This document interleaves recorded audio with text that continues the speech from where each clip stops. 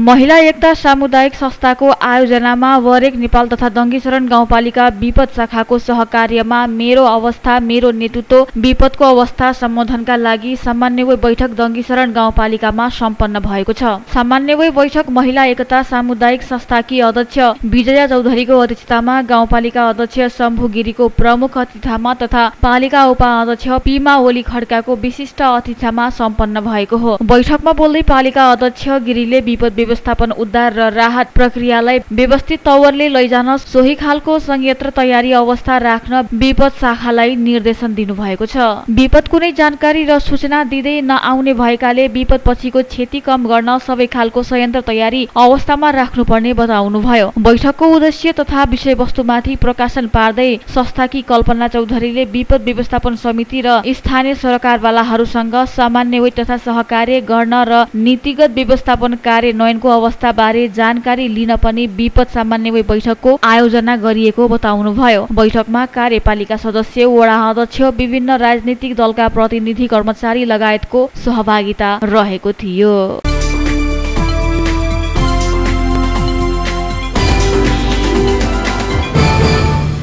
दाङको देउखुरी लमही 3 नर्तीमा गैराती मोटरसाइकलको ठक्करबाट पैदल यात्रीको मृत्यु भएको छ।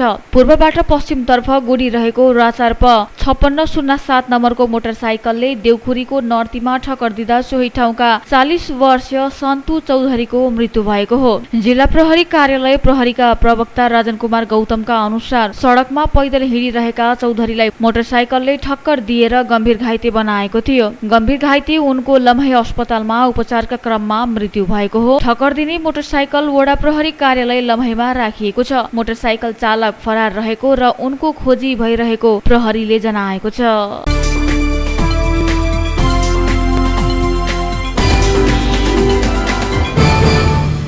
दाङमा सडकका सयौं योजना पारेका छन्। लुम्बिनी प्रदेश सरकारले दाङमा सडकका सयौं योजना छनौट गरेको छ। लुम्बिनी प्रदेशका अर्थमन्त्री धनबहादुर मास्कीले सडकका लागि दाङमा सयौं सडक छनौट गरेका हुन्। चालु आर्थिक वर्ष 2080-81 का लागि उक्त योजना छनौट गरिएको हो। पश्चिम दाङबाट पहिलो पटक मन्त्री भएको भन्दै उनले आफू अर्थमन्त्री हुँदा दाङका लागि धेरै सडकका योजनाहरू पार्न सफल भएको बताए। पश्चिम दाङमा इतिहासमै धेरै बजेट परेको छ। उनले भने पश्चिम दाङका लागि यति धेरै बजेट विगतमा परेको थिएन। आफू मन्त्री भएपछि दाङको विकासका लागि दत्तचित्त भएर लाग्ने भनी जनतासँग बाचा खाएको भन्दै सोही अनुसार काम गरेको मन्त्री मास्केले बताउनुभयो। अहिले परेको बजेटले पश्चिम दाङमा थुप्रै विकास हुने समेत उनले बताए। सडक नै विकासको मेरुदण्ड भएको समेत मन्त्री मास्केले बताउनु भएको छ।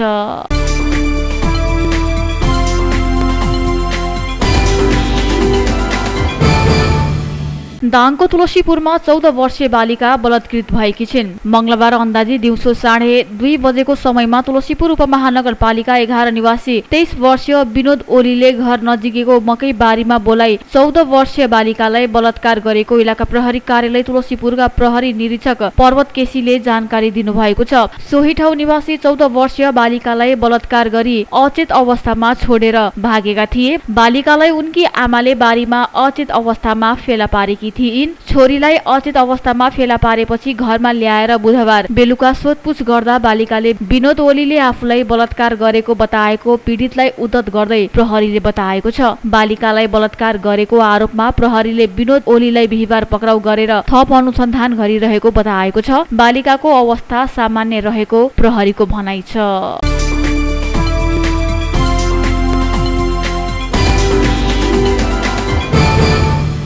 दाङमा करिब 1.5 करोड खर्च गरेर बनाइएको कोल्ड स्टोर सञ्चालनमा नआउँदै भत्किएको छ। कृषकले उत्पादन गरेका तरकारी तथा फलफूल लामो समयसम्म भण्डार गर्न मिल्ने गरी बङ्गलाचुली गाउँपालिका 5 मुर्कुटीमा निर्माण गरिएको कोल्ड स्टोर प्रयोगमा नआउँदा भत्किएको हो।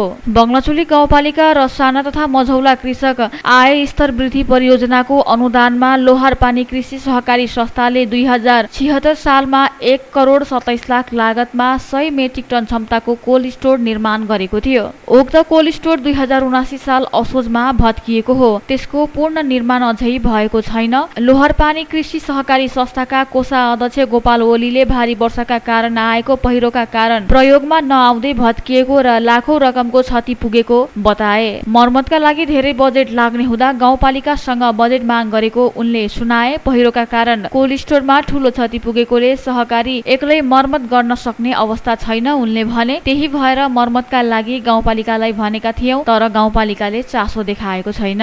बङ्गलाचुली गाउँपालिका अध्यक्ष तुलसीराम पुन सुवासले सञ्चालन नआउँदै भत्किएको कोल्ड स्टोरलाई गाउँपालिकाले व्यवस्थापन गर्ने बताए। उनले कोल्ड स्टोर मर्मतमा गाउँपालिकाले बजेट व्यवस्थापन गरेर सञ्चालनका लागि सहयोग गर्ने बताएका छन्। सोही क्षेत्रमा पर्ने रिभानलाई तरकारी तथा कागती खेतीका लागि राम्रो सम्भावना भएको भन्दै 2076 सालमा स्मार्ट कृषि गाउँका रूपमा घोषणा गरिएको थियो। स्मार्ट कृषि गाउँ अन्तर्गत किसानलाई तरकारी खेतीप्रति आकर्षित गराउन कृषि ज्ञान केन्द्रले किसानको क्षमता विकास तथा यन्त्रीकरणका लागि बजेट खर्च गरिएको थियो। तर अहिले उत्पादन भएको तरकारीको बजारीकरण हुन नसकेपछि तरकारी खेती गर्न छोडेको स्थानीय कृषकहरू बताउँदछन्।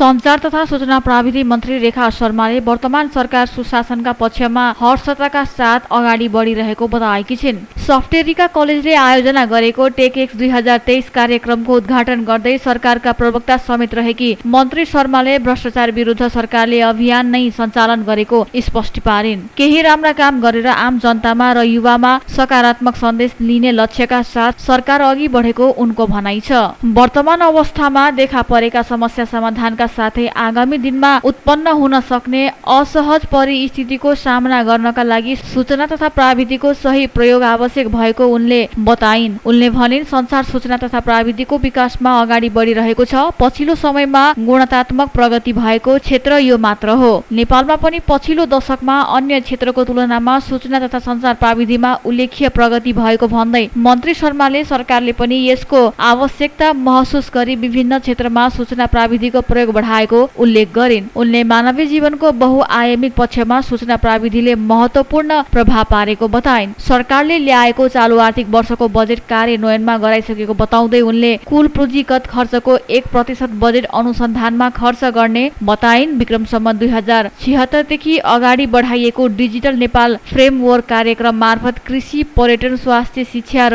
पूर्वाधारका लगायतका क्षेत्रमा सूचना प्राविधिको प्रयोग बढिरहेको उनको भनाइ छ। मन्त्री शर्माले सरकारी सेवामा सूचना प्राविधि सम्बन्धी दक्ष जनशक्तिलाई आकर्षण गर्ने गरी सरकारले योजना बनाएको बताइन्। साथै संघीय निजामती ऐनमा आईटी समूहलाई अलग बनाउने तयारी भइरहेको भन्दै उनले युवालाई सरकारी सेवामा प्रवेश गराएर देशप्रति प्रतिबद्धता बनाउने र स्वदेशमै रोजगारीको सिर्जना गर्ने सरकारको लक्ष्य रहेको स्पष्ट पारिन्। पछिल्लो समयमा साइबर सुरक्षा, डाटा सुरक्षाको समस्या बढ्दै गएको तर्फ इङ्गित गर्दै मन्त्री शर्माले साइबर सुरक्षाका निम्ति सरकार प्रतिबद्धता रहेको स्पष्ट पारिन्। उनले हरेक क्षेत्रलाई सूचना प्राविधिसँग जोड्नुपर्ने धारणा राखिन्। सञ्चार मन्त्रालयले साइबर सुरक्षा नीति बनाएर मन्त्री परिषदमा पठाएको जानकारी दिँदै त्यसले जतिसक्दो चाँडो अगाडि बढ्ने बताइन्।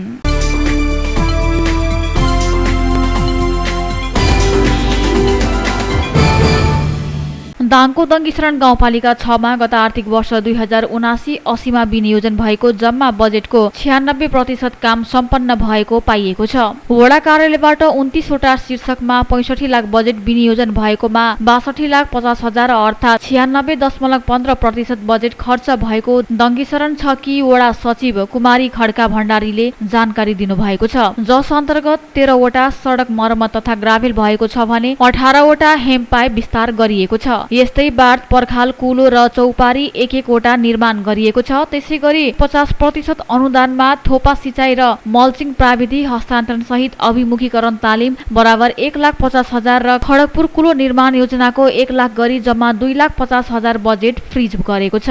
थोपा सिँचाइ मल्चिङ प्राविधि हस्तान्तरणका लागि सूचना प्रकाशन गरेको भए पनि 2 जना कृषकले मात्रै निवेदन दिएकोले हस्तान्तरण गर्न नसकेको र खडगपुर कुलो निर्माण योजनाको लागि उपभोक्ता समिति गठन गरे पनि समितिले काम गर्न नसकेको वडा सचिव भण्डारीले बताउनु भएको छ। यता दङ्गेशरण 6 का वडा अध्यक्ष रोशन जङ्गशाहले खडगपुर कुलो निर्माण योजनामा विवाद हुँदा काम हुन नसकेको र थोपा सिँचाइ र मल्चिङ प्राविधिक हस्तान्तरणका लागि सूचना प्रकाशन गर्दा समेत कसैले चासो नदिएकोले काम हुन नसकेको जानकारी दिनुभएको छ। 6 नम्बरको वडामा बजेट खर्चको अवस्था ठिकै रहेको उहाँको भनाइ छ। अन्य योजनाका कामहरू पनि उपभोक्ता समिति र ठेकेदारलाई गुणस्तरीय काम गर्न निर्देशन दिएकोले काम सन्तोषजनक नै रहेको उहाँको भनाइ छ। यस्तै कतिपय उपभोक्ता समितिले काम गर्न नजानेर बजेट भन्दा धेरै काम गरेकोले समिति नै मारमा परेको उहाँले बताउनु भयो। अबका दिनमा खेती योग्य जमिनमा सिँचाइ सुविधा पुर्याउने लक्ष्यका साथ सिँचाइ कुलो निर्माणलाई प्राथमिकता दिएर काम गर्ने तयारी रहेको उहाँको भनाइ छ।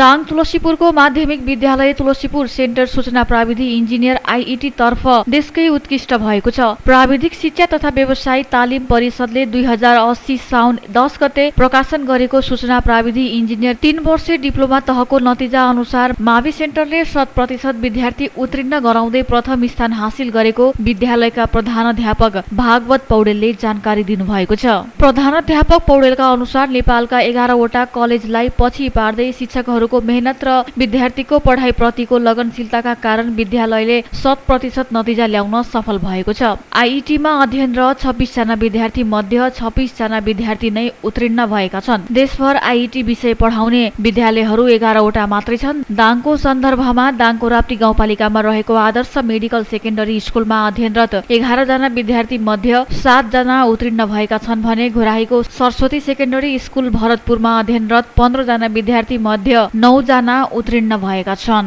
मावि सेन्टरमा सर्वे इन्जिनियर 3 वर्षे डिप्लोमा, सूचना प्राविधिक इन्जिनियर 3 वर्षीय डिप्लोमा, इलेक्ट्रोनिक इन्जिनियर 4 वर्षे कक्षा 9 देखि 12 सम्म पढाइ हुँदै आइरहेको छ। त्यस्तै प्री डिप्लोमा 24 महिने आइइटी र इलेक्ट्रोनिक निशुल्क रूपमा पढाइ हुँदै आइरहेको छ। यो पढ्ने विद्यार्थीलाई उल्टै विद्यालयले पोसाक बापत 5,000 र वार्षिक 40 देखि 50,000 रुपैयाँ खाजा बापत उपलब्ध गराउँदछ। विद्यार्थीको संख्या, उत्तीर्ण प्रतिशत लगायतका विभिन्न क्षेत्रमा उपलब्ध भएका कारण मावि सेन्टर मेघा विद्यालयको सूचीमा समेत पढ्न सफल भएको प्रधानाध्यापक पौडेलले बताउनु भएको छ।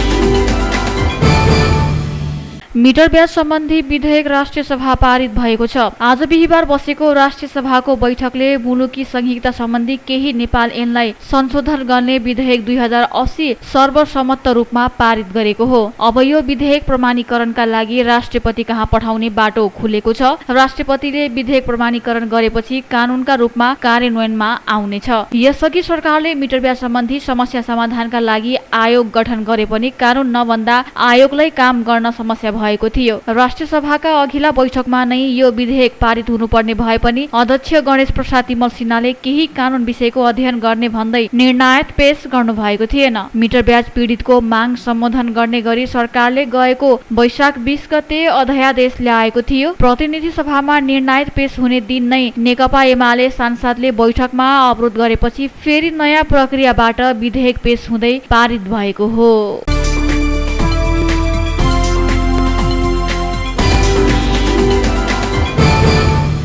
अख्तियार दुरुपयोग अनुसन्धान आयोगले 1 लाख रुपैयाँ घुस लिएको अवस्थामा एकजना व्यक्तिलाई नियन्त्रणमा लिएको छ। प्रहरी विभाग बुढानील कण्ठमा कार्यरत प्रहरी वरिष्ठ हवलदार विष्णु सिंहले कुर्खे खोलाको ढल सरसफाई तथा विकास व्यवस्थापन गर्दा निस्केको बालुवा व्यवस्थापन सहजीकरण गर्न सेवाग्राहीबाट 1 लाख रुपैयाँ घुस लिइसकेको अवस्थामा आयोगको टोलीले बुढानील कण्ठ 2 वार्षिकबाट नियन्त्रणमा लिएको आयोगका प्रवक्ता भोला दाहालले जानकारी दिनुभएको छ।